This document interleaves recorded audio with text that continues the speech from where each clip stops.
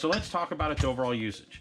Most people know it because it'll grind down spot welds or sand down spot welds, make them smooth, or will also remove them so that the panels can be replaced.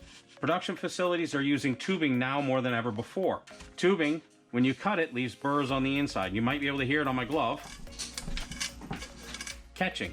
Folks, a lot of tools like this are used to smooth the outside, but you're not going to be able to get that inside of tubing to be able to get a burr removed. You're also not going to be able to use that tool to come down here and remove the burr off of this hole that I've drilled all the way down here. Our tool has the ability to get in tubing. There I'm sanding the top, there I'm sanding the bottom, and now each side, very quickly, very easy. And in the case of the bolt hole, at 18 inches, it's long enough to get in there and take off any burrs that were created through drilling. Now another feature with this is there are 3 sanding surfaces on here. First, you have the pinpoint tip, which is this curved round tip. You also have the surface that has a flat guide on it. This is a metal guide.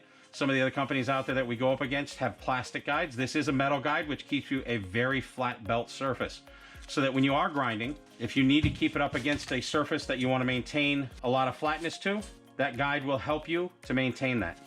Now, if you run it on this surface, which is also a surface in which you can use, it's a little bit softer radius. If you notice, it bends so I can contact more area and be able to go around pipe a little bit easier.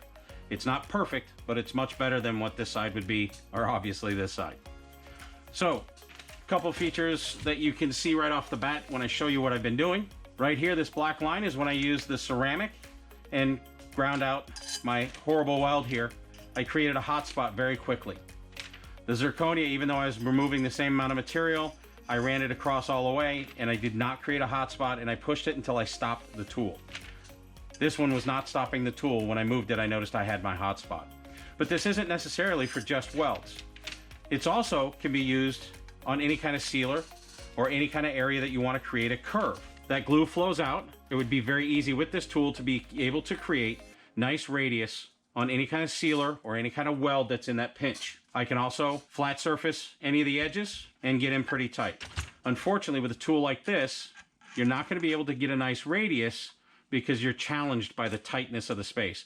And underneath vehicles, this type of situation where you have 90-degree bends in materials, whether it's a tubing or a flat panel, whether it's a pinch weld, we come across those 90 degrees on a regular basis.